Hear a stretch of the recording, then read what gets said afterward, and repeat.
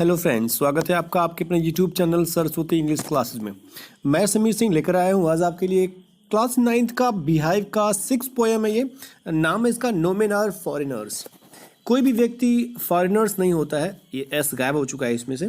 कोई भी व्यक्ति फॉरेनर्स नहीं होता है, हर कोई अपना होता है, बस देखने का नज़रिया अलग होता है। अगर हम देखें तो हम सोचेंगे कि विश्व में 200 से ज़्यादा कंट्रीज हैं, लोगों की भाषाएं अलग है, शैलियाँ अलग है, रीति रिवाज सब अलग है, लोग अलग हैं। आपके देश के नहीं है इसका मतलब वो आपके जैसे नहीं है, उनसे नफरत करो, ऐसा कुछ हम सोचते हैं। लेकिन आपको पता होगा कि ऊपर वाला जो है ना वो सबको एक नज़र से देखता है। धूप छाँव सब कुछ, ठंडी गर्मी सब कुछ, वो सबको एक साथ देता है। ये पृथ्वी, ये हवा, ये आग, सब कुछ सबकी है, किसी एक की नहीं है। जब ऊपर वाला हम सबको एक नज़र से देखता है तो हमारा भी नज़रिया कुछ अलग होना चाहिए अपने देश और अपने विश्व के बारे में सोचने का। सोचने के अलग अलग नज़रिए को हम आज इस पोएम के माध्यम से आपको समझाने की कोशिश करते हैं, जिसको कंपोज किया है जेम्स किरकप ने। तो हम बात करते हैं अब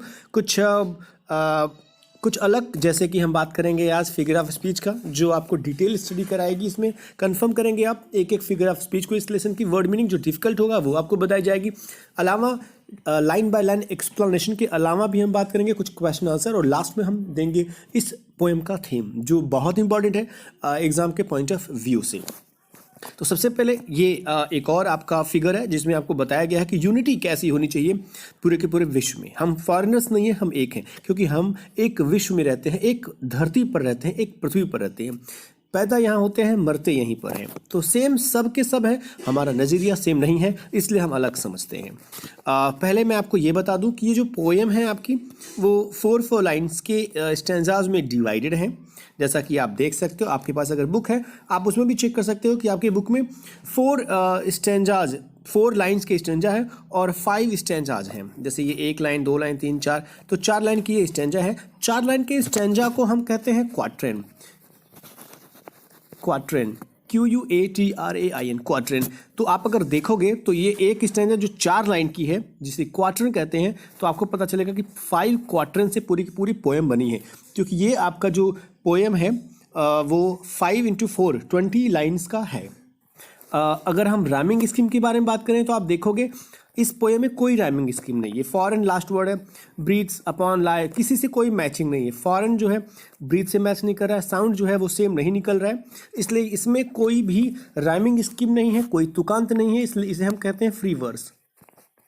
जब कोई पोएम में कोई तुक नहीं बैठता है, जैसे कविता हिंदी में आप पढ़ते हो, मछली जल की रानी है, जीवन उसका पानी है, तो ये रानी पानी जो है वो मैच करता है। आपको लगता है कि हाँ इसमें राइमिंग है, लेकिन ऐसे पोएम में जिसमें राइमिंग नहीं होती है, चारों के 4 लाइन में कोई राइमिंग नहीं है, उसे फ्री वर्स का नाम देते हैं। हम चलते हैं पोएम को कंफर्म करने line by line. Visual imagination के द्वारा विजुअल एक्सप्लेनेशन करेंगे हम, ताकि आपको आसानी से समझ में आए। रिमेंबर, कवि कहता है remember, no men are strange, कोई भी व्यक्ति, दुनिया का कोई भी व्यक्ति स्ट्रेंज नहीं है, आपको अजनबी नहीं है। नो कंट्रीज फॉरेन, और कोई भी देश जो है वो विदेश नहीं है, कोई भी देश विदेश नहीं है। आप भारत, पाकिस्तान, म्यांमार, बर्मा, भूटान, नेपाल, जो भी बात करो, कोई भी जो देश है ना वो विदेश नहीं होता, और कोई भी व्यक्ति आपके लिए अजनबी नहीं होना चाहिए।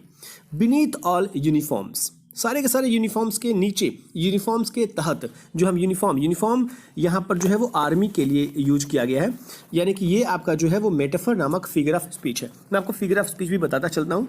ये मेटाफर है, METAPHOR। मैंने आपको एक बार फिर से बताया था वीडियोज़ में, फिर बता दे रहा हूँ आपको कि जो फिगर ऑफ स्पीच, मैं सिर्फ नाम दे सकता हूँ आपको कि ये आपकी जो वर्ड है वो फिगर ऑफ स्पीच मेटाफर है। लेकिन मेटाफर क्या होता है अगर आपको ये समझना है तो मैंने 5 पार्ट्स बनाए हैं यूट्यूब में फिगर ऑफ स्पीच के। आप वहाँ जाके हर एक फिगर ऑफ स्पीच जो इंपॉर्टेंट है वो वहाँ से आप पा सकते हो, वो भी ईजिली। आशा है कि आपको उससे आसान फिगर ऑफ स्पीच का वीडियो नॉर्मली तो नहीं मिलने वाला। तो मैं आपको फिर से बता दूं, यूनिफॉर्म्स को यहाँ पे आर्मी से तुलना की गई है, आर्मी के बारे में कहा गया है, इसलिए ये मेटाफर है। ये मिलिट्री के बारे में बात की जा रही है। तो मिलिट्री के जो यूनिफॉर्म्स होते हैं वो उसके अंदर एक सिंगल बॉडी ब्रीथ्स, हर किसी जो भी यूनिफॉर्म पहनता है विश्व का कोई भी सैनिक हो, चूंकि सैनिक इसलिए कहा गया है, इंसान इसलिए नहीं कहा गया है क्योंकि सैनिक ही युद्ध लड़ते हैं। सैनिक ही डिवाइड करते हैं कि हम भारत के सैनिक हैं, हम पाकिस्तान के सैनिक हैं, और लड़ाई होती है वही डिसीजन मेकर होते हैं। अगर इंडियन आर्मी जीतती है, इंडियन फोर्स जीतते हैं तो हम मानते हैं कि इंडिया विजय हुई है, अगर और कंट्री जीतते हैं तो वो विजय माने जाते हैं। इसलिए यूनिफॉर्म्स यहाँ पे मिलिट्री के लिए यूज की गई है।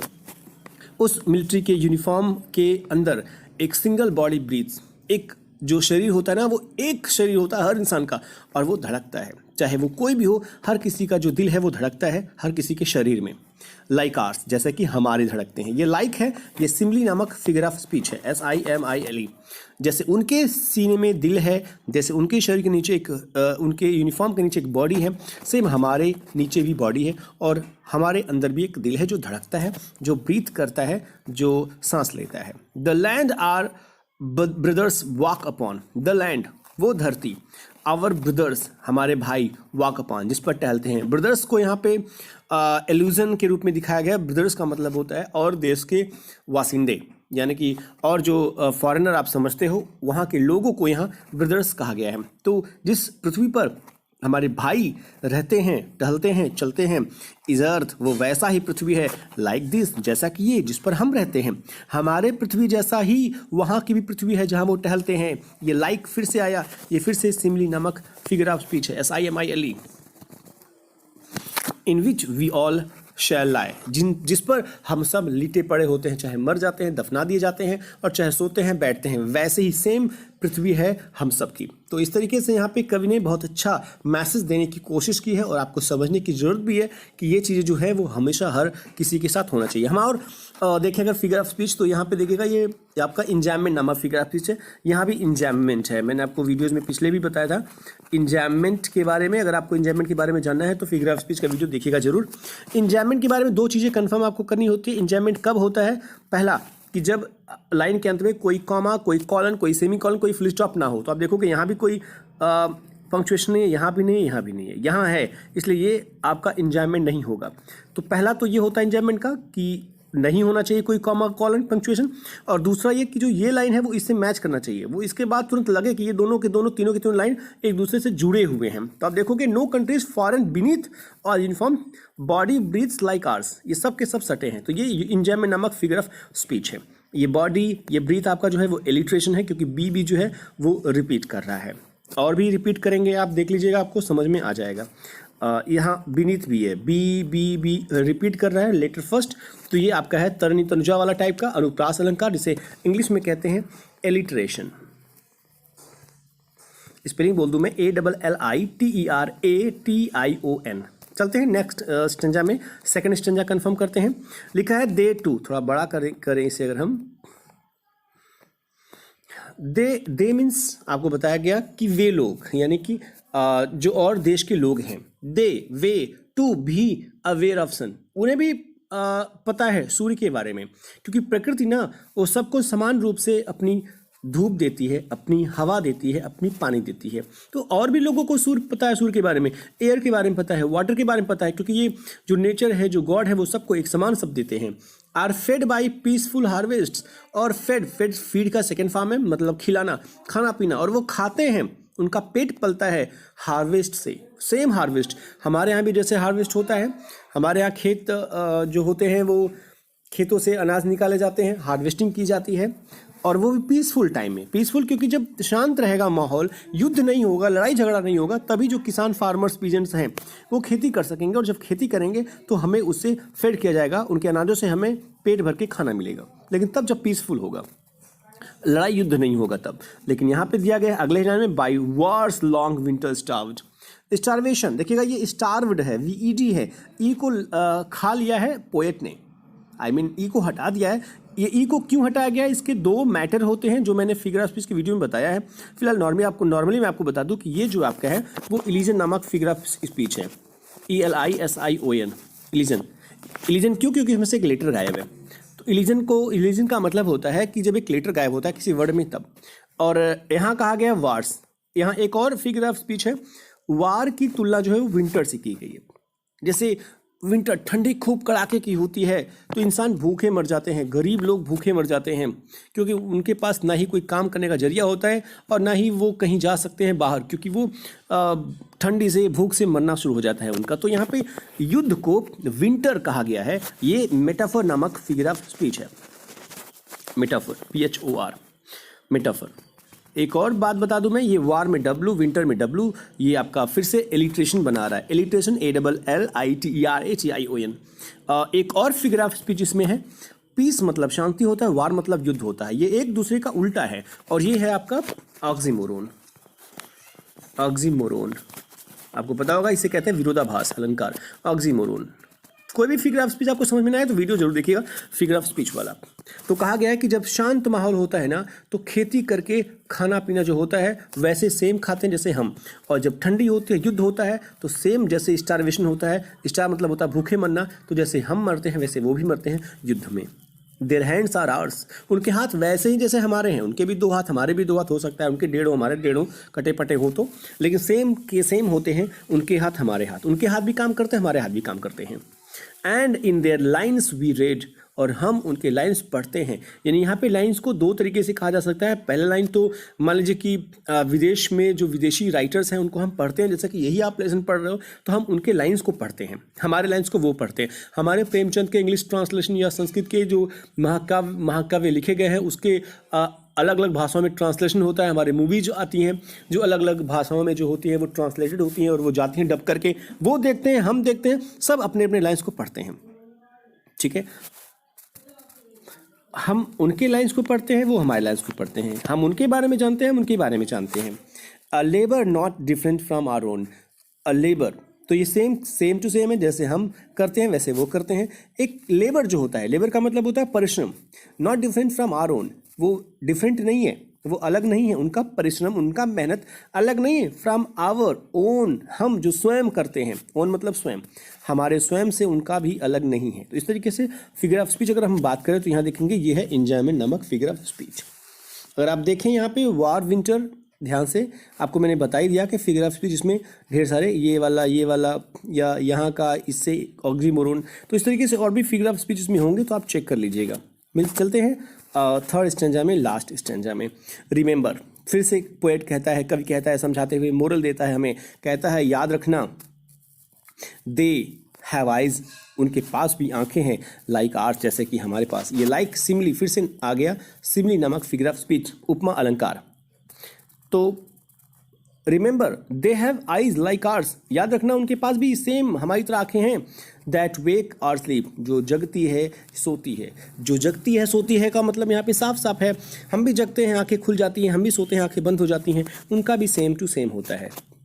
And strength that can be वोन, और ताकत उनके पास भी है, हमारे पास भी है। दैट कैन बी वोन, और ये ताकत जो उनकी है, जो स्ट्रेंथ है, वो कैन बी वोन, वोन मतलब जीता जा सकता है। कैसे? बाय लव, प्रेम से जीता जा सकता है। दुनिया का कोई भी व्यक्ति किसी भी भाषा को समझे ना समझे, लेकिन प्रेम की भाषा को हर कोई समझता है, इवन जानवर भी समझते हैं। तो किसी की भी ताकत को, किसी भी इंसान के स्ट्रेंथ को हम प्रेम से जीत सकते हैं। और हर दुनिया में ये प्रेम ही होता है जिससे हम बात कर सकते हैं और उनको अपना मुरीद बना सकते हैं।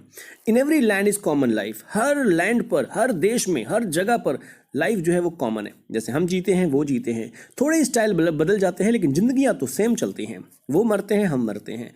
दैट ऑल कैन रिकॉग्नाइज, जिन सभी को रिकॉग्नाइज किया जा सकता है, पहचाना जा सकता है, सभी के सभी जिंदगियों को रिकॉग्नाइज किया जा सकता है, यानी पहचाना जा सकता है, अंडरस्टैंड और समझा भी जा सकता है। तो हम हर किसी इंसान के लाइफ को समझ सकते हैं, पहचान सकते हैं। तो इस प्रकार से ढेर सारे मोरल यहाँ पर कवि देना चाहता है। और फिर से मैं आपको अगर दिखाऊं तो आपको यहाँ मिलेगा इंजॉयमेंट, यहाँ इंजॉयमेंट है पहले से दूसरी लाइन में, फिर दूसरे से तीसरे लाइन में भी इंजॉयमेंट है, फिर तीसरे से चौथे लाइन में भी इंजॉयमेंट है, क्योंकि न यहाँ कोई मार्क है, न यहाँ कोई मार्क है, न यहाँ कोई मार्क है। इंजॉयमेंट की स्पेलिंग मैं फिर से एक बार लिख दे रहा हूँ, इंजॉयमेंट। अगर आपको समझ में नहीं आ रहा हो तो है ये ENJAMBMENT, इंजॉयमेंट नामक फिगर ऑफ स्पीच। एक और बात ध्यान दीजिएगा, आपको यहाँ पे जो रिमेंबर है ना, ये आपको 5 बार इस पोएम में रिमेंबर आया हुआ है। तो रिमेंबर नामक वर्ड बार बार रिपीट हो रहा है, इसलिए ये रिमेंबर भी जो आपका है वो है रिपीटिशन, REPETITION।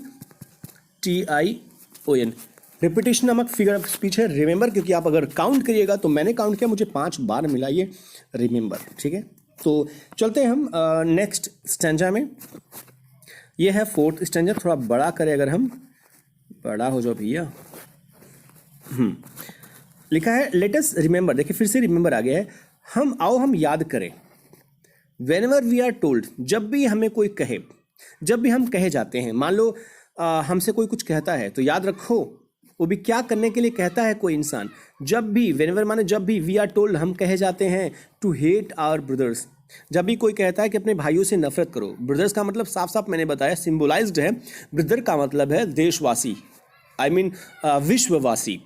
विश्व के किसी भी इंसान को हम यहाँ भाई का नाम दिए हैं। तो कवि कहता है कि याद रखना कि जब भी कोई हमसे कहता है कि अपने भाइयों से नफरत करो, दूसरे देश के व्यक्तियों से नफरत करो, तो याद रखना इट इज़ आवर सेल्व्स, तो ये हम स्वयं हैं। That we shall dispose, that की हम स्वयं हैं, आवर सेल्व्स माने हम स्वयं हैं कि वी शैल डिस्पोजेज, कि हम इस बात को नकार दें। जब भी कोई आपसे कहे कि इससे नफरत करो, इस देश वाले से नफरत करो, इस व्यक्ति से नफरत करो, तो सबसे पहले हम ही होने चाहिए जो उस बात को नकार दें, बिट्रे कर दें उस व्यक्ति को। भैया हम नहीं करेंगे ये। बिट्रे मतलब होता है धोखा देना या जता देना, बता देना कि नहीं ये हमसे नहीं होने वाला, हम नफरत नहीं कर सकते। आप उसकी बातों का कंडेम न करो। कंडेम मतलब होता है भर्त्सना करो, कोसो। यार तुम ऐसे कैसे कह सकते हो, किसी से नफरत करने के लिए कैसे कह सकते हो? अगर वो ऐसा कहता है तो वो तुम्हारा दुश्मन है। इसलिए याद रखो किसी भी व्यक्ति से नफरत नहीं करना। अगर कोई कहता है ऐसा करने के लिए तो वो आप हो जो इस बात को पहले खारिज करो सिरे से, उसको बताओ नहीं ये नहीं हो सकता, हम धोखा नहीं दे सकते किसी को भी, और हम उस बात की भर्त्सना करेंगे, कोसेंगे कि नहीं ये सही नहीं है। रिमेंबर, फिर से आया, याद रखना, वी हम हु टेक आर्म्स, जो आर्म्स उठाते हैं। आर्म्स मतलब भुजा नहीं, हथियार। यहाँ आर्म्स का मतलब वेपन्स से है, हम जो हथियार उठाते हैं अगेंस्ट ईच अदर, एक दूसरे के खिलाफ। हम ही हैं जो एक दूसरे के खिलाफ वेपन्स उठाते हैं, हम ही हैं जो लड़ाई करते हैं, युद्ध करते हैं। इसी जाहिर सी बात है कि हम ही होने चाहिए जो इस बात को नकार दे कि नहीं हमारा दुश्मन कोई नहीं है। और अगर हम ऐसा करते हैं तो दुनिया में हर जगह शांति होगी, कोई किसी से लड़ेगा नहीं, क्योंकि भाई भाई से तब तक नहीं लड़ेगा जब तक एक भाई दूसरे भाई से लड़ने के लिए उकेरा नहीं जाएगा, उकसाया नहीं जाएगा किसी के द्वारा। यहाँ पर एक फिगर भी दिया गया है ताकि आपको समझ में आए कि क्या है यहाँ पे सीन। चलते हैं नेक्स्ट स्टेंजा के लिए। इट इज़ द ह्यूमन अर्थ, ये ह्यूमन अर्थ है, मानव की पृथ्वी है, हर किसी के लिए है। दैट वी डिफाइल, जो हम बर्बाद करते हैं, दूषित करते हैं। डिफाइल, डिफाइल मतलब डर्टी, पॉल्यूशन, पॉल्यूटेड करते हैं। ये हमारी पृथ्वी है, हम इसे डिफाइल करते हैं, प्रदूषित करते हैं। किस किस तरीके से प्रदूषित करते हैं आपको पता होगा। युद्ध से प्रदूषित करते हैं, इंसान जहाँ मरे के मरे पड़ गए, हजारों हजार। जब विश्व युद्ध होता है तो कौन किसी को फूंक रहा है या दफना रहा है किसी को नहीं पता। प्रदूषित किस तरीके से की जा सकती है ये आपको पता होगा। कल कारखाने जो चलते हैं वो भी जल को प्रदूषित करते हैं। नॉइज पोल्यूशन होता है, एयर पोल्यूशन होता है, बहुत सारे पोल्यूशन होते हैं। तो हम ही हैं जो अपनी पृथ्वी को पॉल्यूटेड करते हैं। और हेल्स ऑफ फायर, हेल्स का मतलब होता है आपको पता होगा कि ये होता है आपका नर्क, लेकिन यहाँ पे है नफरत, नफरत की आग। हेल्स ऑफ फायर, हमारा जो नफरत की आग होती है ना, और ये जो डस्ट होते, धूल होते, नफरत की धूल उड़ती है, नफरत के आग उठते हैं। ये आउटरेज, ये भड़का देते हैं। द इनोसेंस ऑफ एयर, मासूम हवाओं को भड़का देते हैं। इनोसेंस का मतलब यहाँ पे है प्योरिटी। आउटरेज का मतलब होता है वायलेट, भड़काना। तो जो हमारे नफरत की आग है, जो डस्ट की आग है, जो दिल में हमारे मैल है, वो भड़का देती है, आउटरेज कर देती है हमारे इनोसेंस एयर को, हवाओं को। दैट इज़ एवरीवेयर, जो हर जगह फैला हुआ है, आवर ओन, और वो हमारा भी है। जब हम हवाओं में आग डाल देते हैं, हवाओं में हम किसी की बुराई फैला देते हैं, तो जाहिर सी बात है कि वही हवा तो हम भी लेने वाले हैं, तो वो बुराई से हम कहाँ बच सकते हैं। इसलिए आपको ये डस्ट और फायर की जो नफरत है ना, इसे आउटरेज नहीं करना चाहिए, भड़काना नहीं चाहिए। रिमेंबर, फिर से आया, याद रखिए, no men are foreign and no countries strange. यहाँ देखिएगा ध्यान से कि यहाँ पे थोड़ा सा चेंज हुआ है, नो मेन आर फॉरेन, और इस तरीके से सिद्ध कर रहा है, हेंस प्रूव कर रहा है यहाँ पे कवि। अभी इसके पहला जो फर्स्ट स्टैंजा था वहाँ कहा था कि no men are strange and no countries are foreign, लेकिन यहाँ पे दिया है no men are foreign, no countries strange, यानी कोई भी व्यक्ति विदेशी नहीं है और कोई भी देश हमारे लिए अजनबी नहीं है।